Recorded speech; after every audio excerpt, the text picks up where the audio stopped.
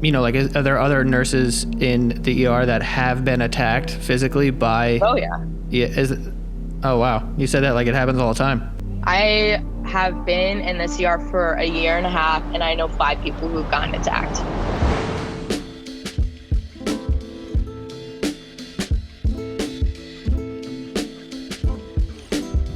Welcome back to Other People's Lives. I'm Joe Santagato. I'm Greg Dybec. For anyone out there that would like to be a guest on our show, don't hesitate to reach out to us. Our email is oplpodcast@gmail.com. Just send us your story and we'll get back to you. Yeah. So today we're speaking to an ER nurse, and I imagine it's safe to say that it's not an easy job. And we're excited to hear about her experiences and learn more about how the ER operates. And as always, we've got the guest on the line. So thanks so much for being on today. Thank you guys so much for having me. Yeah, of course. So in the email, you said that you're an ER nurse at a level 1 trauma center. So can you tell us what a level 1 trauma center is and just explain your role and day to day? Yeah, for sure. So a level 1 trauma center there are certain hospitals throughout the United States that specialize in trauma. So like essentially there's like different levels to trauma. There's like level 2 and level 1.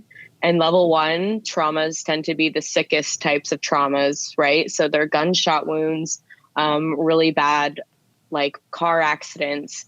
And to be a level 1 trauma, you have to be really sick. It means that you are having trouble breathing and your life is like very much in danger. And you have to have like special research that is done at your hospital and special types of resources that are there to be certified as a level 1 trauma center. So basically my day to day is just taking a load of patients sometimes, including trauma patients, and just caring for them until they can get upstairs. I deal with like a variety of illnesses. I think that like a good thing to say about ER nurses is we're a jack of all trades, but master at none. So you kind of have to know like a lot about everything. And yeah, I just take care of lots of patients pretty much. And you said before they go upstairs, does that mean like in one of the rooms with the doctor? Yeah. So obviously when you come into the hospital, right? So like you come into the emergency room, like the process is you come in and then like we triage you, one of the ER nurses, and we kind of like, we take your vital signs. We like make a little note about like why you're here in the emergency room and like what brought you in. And then our physician will come and see you and he decides like based on your lab work, imaging and whatnot, if you need to be admitted to the hospital because you are sick, or if this is something that could be maybe managed like outpatient and you just need like antibiotics or something, and then you're discharged. So those are like the one of two way. And then there's always like psych patients who sometimes will need to be transferred to like a psychiatric facility.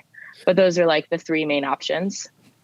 So I'm always curious because when I think of the emergency room, and I think when a lot of people think of the emergency room, they think of the waiting room specifically. And there's so many different people there with different things that need to be treated. Obviously, everyone thinks they should probably be treated first and they have the biggest emergency. But how do you actually pick who gets treated first? Is it like when you go to a deli and like pick a number and you just get called, or do people get to skip the line? Yeah, I mean, definitely people get to skip the line. Like, so it's just, that's what triage is for. So like, essentially what happens when like, somebody comes in is we come back when we're triaging you and we will take your vitals and we sometimes will take your labs and we'll take like x-rays and stuff. And basically like, if you are really sick, it will show in your vital signs and your blood pressure and your heart rate. It will show in your lab work. So, and the people who are the sickest come back first, right? So like, I'm not going to tell somebody who has just got shot in the chest that they have to wait because somebody who once checked for STDs got there before them. Okay. You know what I mean? Mm-hmm. And, is that sort of like typical on a every day where you kind of have a mix of these more intense injuries or something like that? And like you're just kind of dealing, because I imagine it's a lot of like people managing as well. Like a lot of people are upset. They, like Greg was saying, they think they deserve to be seen before anyone. But is every day kind of like chaos where people are always coming in with, these very urgent things, or are there slower days? There's definitely slower days. Like there are days where like you don't really have any like super critical patients, but then there are days where, so I've had days where we've had 5 traumas going on at once and we don't even have enough room for all of them. So it really just depends on the day. Mm-hmm. Can you describe those days or what you are thinking and doing, I guess, in those moments? Because I think that's sort of the image a lot of us have, whether it be from movies or TV shows, but I assume there's a lot of truth to it where, like you said, 5 traumas going on at once, people whose lives need to be saved essentially all at the same time. And it just sounds extremely chaotic. Can you just talk about those moments? Yeah, for sure. So it definitely is really chaotic, and it's something that like sometimes we have to make room, and sometimes we have to make like difficult decisions by like moving patients in and out of rooms and doing what we can to like really care for those people who need us. But thankfully I work with like a really strong team and some really amazing emergency room physicians who work with us really well on that. But it's just always like being in the emergency room, you always are thinking about like, okay, which of my patients needs my attention the most? And like, it's usually pretty obvious if you have a critical patient who's like intubated, right? Or who is going up to the ICU whenever they have room. So it's always just like managing your tasks and like relying on your team, because I think most ERs are very team based, and they will, if you have somebody who's sick, at least in my emergency room, you will have tons of nurses around you supporting you. You will have the respiratory therapist, you'll have the doctors, you'll have the pharmacist, you'll have a ton of people there, which is so helpful. And I mean, as chaotic as it kind of sounds on a day to day, I'm wondering if there's a specific day that sort of sticks out in your mind as like, this was the hardest day on the job. I had a really rough day, like a couple of weeks ago, where I just was I just had a lot of really sick patients. I remember coming into the shift, and it was really rough, like starting out with like the night shift. I'm on day shift, and the night shift charge nurse was just telling us like, we have a lot of ICU patients down here. The ICU doesn't have any beds. So I'm sorry. So I was getting a report from the night shift nurse, and I had this gentleman who was really sick, and I think he came in with a DVT. So he had a clot in his leg. So we had him on a medication called heparin, which is a blood thinner. But then he started bleeding a lot. He was like bleeding through his nose. So we had to stop that. And he also was in something that's called AFib with RVR. AFib is like a dysrhythmia. RVR is like when your heart beats really, really fast. So his heart was going like 160, 170 beats per minute, just laying in bed, right?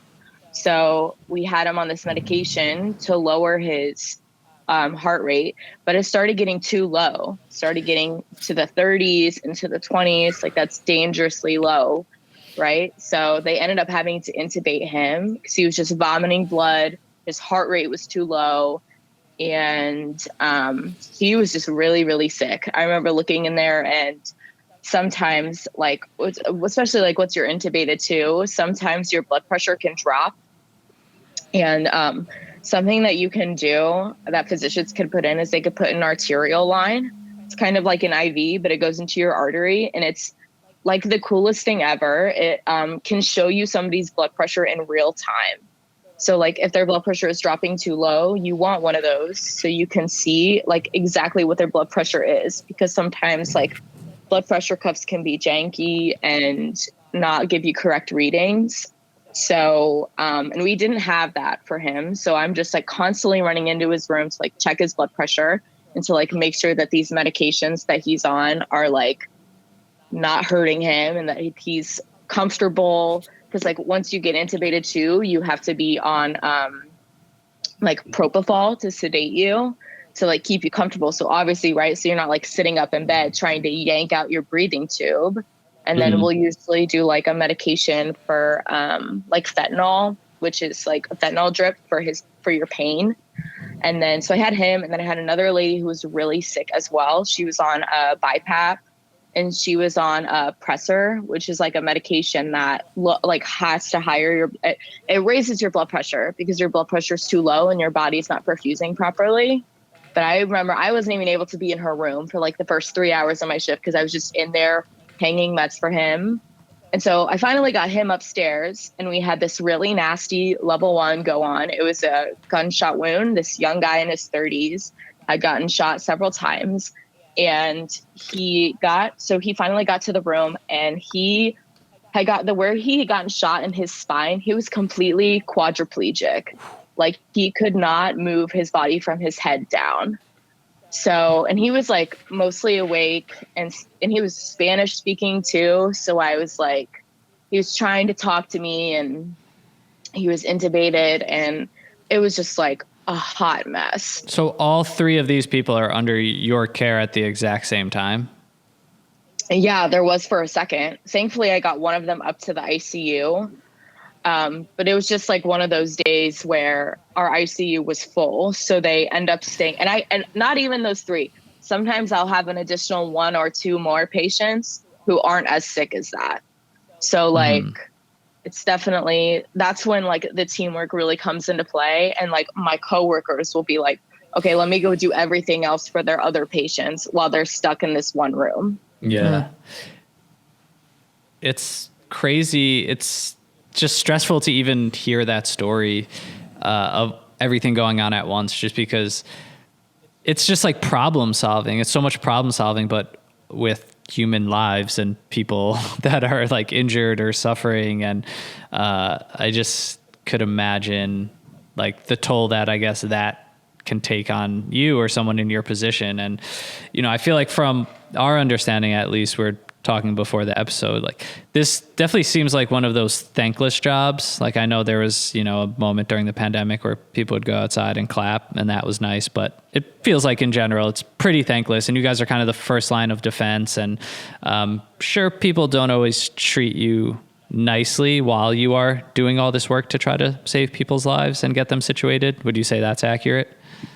Oh, definitely. I mean, I work in a inner city hospital as well. So our crowd can be like very demanding. Like we have psychiatric emergencies all the time. And then like those. And so obviously sometimes like people are very angry when they aren't going upstairs as quickly as they would like to be admitted. They're angry about their wait. Psych emergencies are always really, really tough. I've almost gotten hit several times. I've gotten spit on before. I've gotten yelled at by my patient's family. Like, it's just, which is like, I try to like give people some grace, because it's like, okay, like most of the time when people are in the emergency room, it's like probably not a good day, maybe one of the worst days of their life, you know? Mm-hmm. So you have to like keep that in mind, but it's also like, there also comes to a point where it's like, you cannot berate me and like disrespect me like this just because you're having a bad day. Is that typical? You know? Is that typical where, you know, like, are there other nurses in the ER that have been attacked physically by? Oh yeah. Yeah. Oh wow. You said that like it happens all the time. I have been in this ER for a year and a half, and I know 5 people who've gotten attacked. Wow. Was anyone seriously hurt, or is it just like? So thankfully in my ER, like as far as like nursing staff, only a few people have gotten hurt, but the people who really take the brunt of it is our security officers. Thankfully, they are like really good at responding. And if I have a patient that I like know is going to be an issue and I have to go in their room to do something or give them a medication, then I'll have officers with me there on standby. But I think the officers for sure get the brunt of it. They get punched and hit all the time by patients. So thankfully they do a good job of protecting us though. How long is your shift typically? 12 hours. I work 7 a.m. to 7 p.m. That's a long day. Yeah. And with everything you kind of just told us, I think the like the uncertainty of what you could walk into. Like, is it going to be complete chaos? Will some people not make it? Like, am I going to get spit on and hit? How do you mentally prepare to go into your shift and do those full 12 hours? I definitely think that like self-care is just like really, really important. I like try to get like, sometimes if I'm like up to it, I'll do like a little workout in the morning and like make sure I eat a nice breakfast, like listen to some nice music on my way into work, because very often I'll have like pre-shift anxiety where I'm just like, okay, like what's going to happen today? But usually once I'm there and I am like in the groove of things, I do okay. But it's just really important to like do things to take care of yourself outside of work. Like I love to read and hang out with my cats and with my boyfriend. So just like doing those little things for yourself, like getting a massage or like going to get a pedicure. I think that like this like is going to sound really terrible too, but like it becomes a lot easier to compartmentalize the stuff that you see the longer you've been there. No, of course. I imagine at a certain point you have to be desensitized to it almost as like a defense mechanism. If you felt like emotionally attached to every single patient, I don't know that anyone could actually do the job. Yeah. So like, I just remember when I first started, it was like, I would leave work feeling so heavy and I would just be like, oh my God, that sucked. Like, I don't ever want to go back there. But now I'm a little bit more like, I wouldn't say like not empathetic, because like I do feel for these people and their families, but I'm also like, I'm here to like save your life, and I'm here to do what I can for you. And if I can't, like, and if that fails, I have other people that also need my attention. Like there will always be somebody else who needs my attention, you know? Right. Yeah. And I like going into this job, like your first day on the job, and then kind of, you know, the experience that you have now, what would you say is like something that you didn't really see coming, or you were the most shocked by? I think like everything as a whole, just like how rough it is and how like rough our population is. Like it's just, sometimes it's like really hard to educate patients because they're all coming from like such different backgrounds, like speaking different languages, and doing different things. So I think that I didn't realize how rough it would actually be. Now that I've been there for a while, I didn't realize how much death I would see. I don't think I realized how bad psychiatric emergencies would be as well.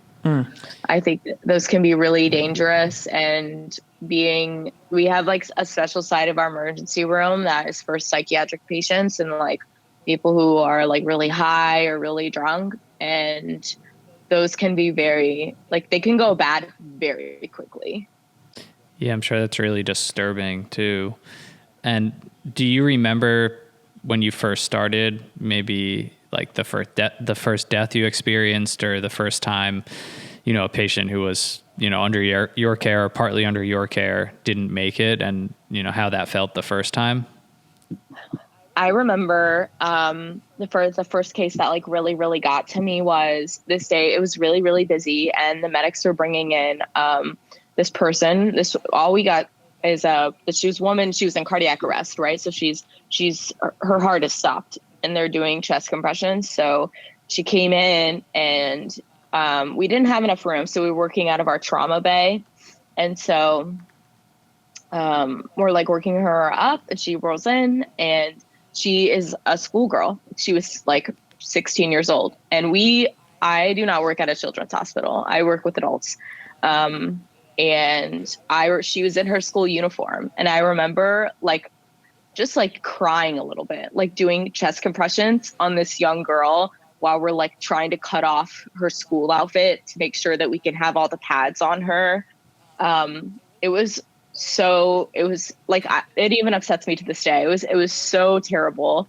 And shortly after that, we transferred her to children's. But it turns out she had she had a heart tremor, and her primary care doctor had told her parents to take her to a cardiologist, and they never did. And it was just like a freak accident. But I think she's doing okay. So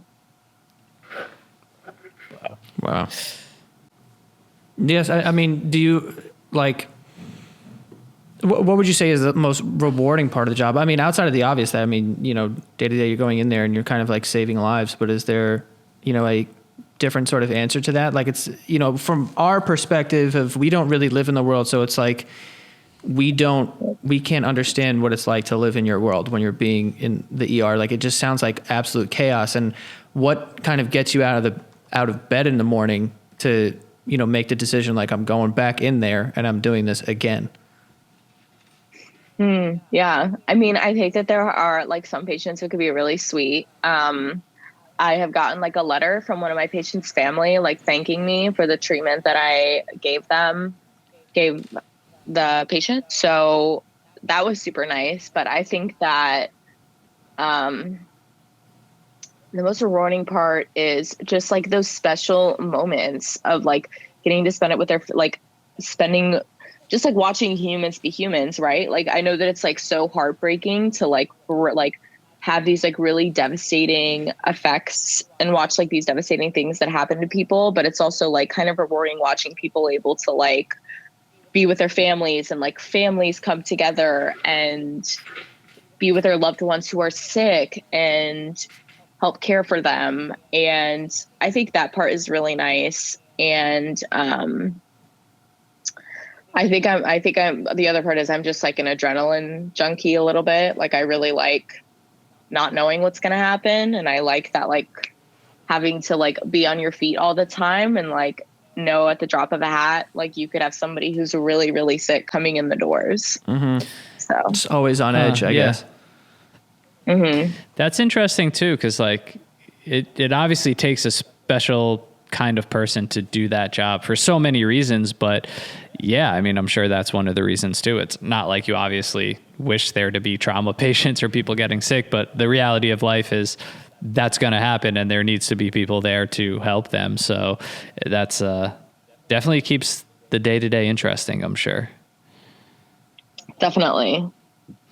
Is there anything that, I guess, just like as the public, you know, people listening who aren't in the healthcare system at all or medical field, that like we would be shocked about, or any misconceptions or anything about, I guess, just the ER, how it operates?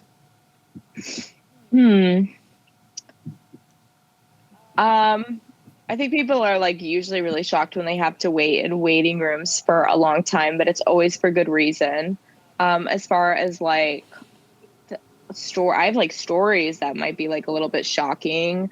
Like I included this in the email, but one of my patients, I was precepting this day, which means I was just training, and I was training a new nurse, and I gave her one patient, and it was a patient who she complained was vaginal bleeding. So she was just bleeding, and I was like, oh, that's pretty. And she was pregnant. So I was like, okay, maybe she's miscarrying, but that's a pretty straightforward case. Nothing too crazy. You could take it. So I had her take it, and then I was sitting at the nurse's station, and I just remember looking, and I saw the physician standing outside of this patient's room, and the door was open, and she was trying to call somebody. And I just heard yelling, and I like ran down the hallway, and I looked into my patient's room, and her boyfriend was on top of her, hitting her. He was punching her. And I was like, I yelled at him to stop, and he was just screaming at her. And thankfully, the part of the ER we were at, I like ran to go get our security officers really quickly. And I was just like, you need to take him out of here.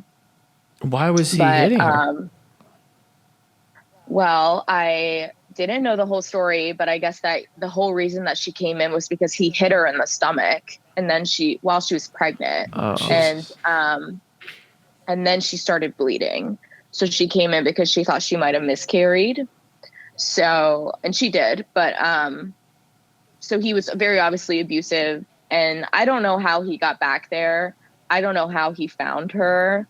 It was horrible though. I've never seen anything like that, but yeah, just like dealing with heavy stuff, I think, and seeing all the blood and bodily fluids is would probably shock a lot of people too. Yeah, I would truly never be able to handle like 1 hour even training probably. But geez, I do know that a lot of people definitely work in this field or similar fields, just because of all the emails that we get. Is there anything that you would say to anyone who maybe wants to be a nurse or maybe in particular wants to work in the ER? Because you did say that there were things that shocked you about it. But now that you have some experience under your belt, anything that you would say to someone maybe just starting out or who wants to get into this?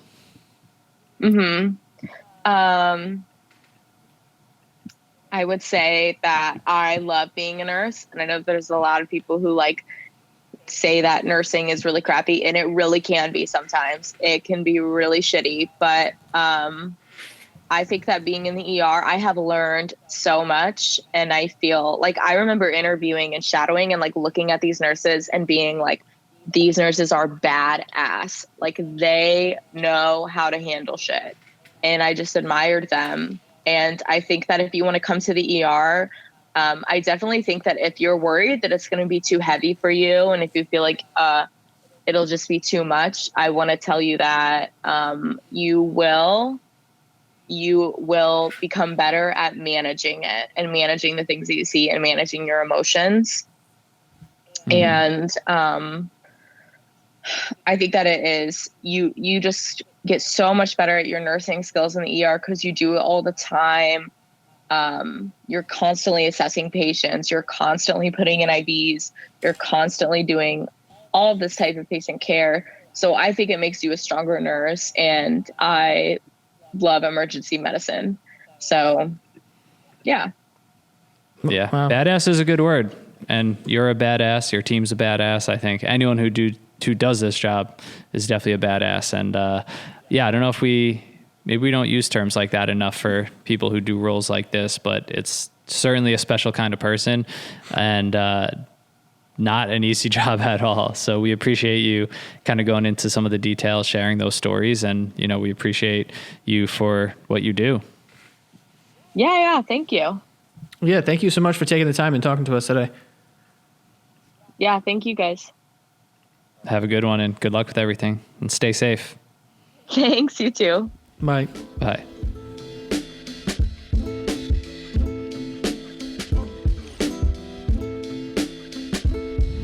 Listen up, guys, because I want to tell you about shoes that are absolute game changers. They're called Vessies, and we're huge fans of them over here at OPL, and I will tell you why. It's because Vessies are the perfect shoe for any weather and any season.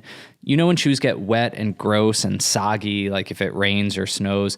That literally doesn't happen with Vessies. It's like magic, but Vessies are comfortable, lightweight, waterproof, and warm, but also cooling when it's hot. So imagine a sneaker that basically keeps your foot warm when it's cold and cool when it's warm out. It's amazing. Plus, they're comfortable, lightweight, they slip on and off easily, and they look great. You can wear them in any situation, whether it's going outside, if you're working all day, working out, like whatever you need them for, they got your back. Or, well, they got your foot, not your back, but you get what I'm saying. But go check out Vessies for yourself. They're the only shoe you will ever need because of how versatile they are. You can check them out in the link vessi.com/OPL for a pair of your own Vessies shoes. Use code OPL for 15% off your entire order.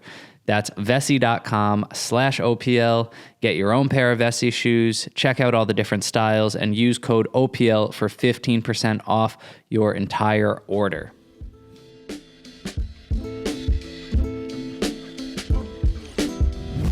All right, another interesting episode. I actually have my cousin, I believe, works in an ER as well, and the badass is a great word. Gangster, that's another one. Where it's like you have to go in and just be treating people, and you have to do you have to be nice to them while also like getting negative feedback for the most part from everyone, and it's just a chaotic place. And being able to do that and then not take it home too. Like there's just so many elements to this job that I think people don't kind of think about, like I worked in a pizzeria and I had to deal with people and I was like, I can't, like I would get in trouble from my manager all the time. He'd be like, fucking relax, lady. We'll get you your slice, you know?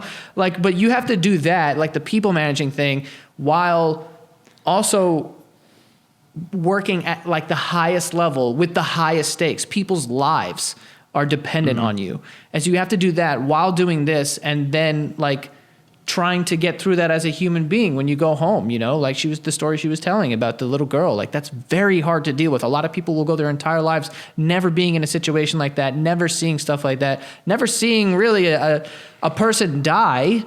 You know, you see a dead body at funerals and stuff, but like you never just see them. But like these people are dealing with like very traumatic things all the time. And the fact that they're just able to overcome it every day is just incredible. Yeah, no, it really is. And I don't even know where people begin, but like we've, you know, talked to 911 dispatchers. I put this in that category too. I mean, it's just the level of trauma and being able to kind of move on and know that you've done everything that you could do is just, it's just insane. And it's like you said at pizza place, like the worst, imagine like a customer service line at like Target or something, like how ugly that is, and just like multiply that by like infinity. It's nuts. But yeah, it's cool to hear too, just like the team element of it and kind of them having each other's backs. And it honestly just made me feel like I don't like ever want to complain about work again. You know, we're here like, oh, the video file didn't upload correctly and then this, and you know, I know it's like, it felt like just problem solving on just like the most intense level, especially because you're just like assessing as it happens, you know, someone might be getting wheeled in with a gunshot wound or something that you don't even know what it is yet. And you have to figure that out and figure out how to treat it. And there's just so many variables at one time and then so many patients at one. It's insane. The time must fly when you work a shift. Yeah. And you're just like exhausted, dude. And not only that, but then you have to think about the fact that these people have lives. Mm-hmm. And a lot of people have easier jobs that you don't even have to think about. Once it's 5 o'clock, it's like, I'm fucking done. I'm going home. Like whatever, like you still have your life, you know, and people have families, they have children. You work this shift and you go home and you have to raise children and be a mother or a father. Like it's a whole other thing. Like you just don't get a second.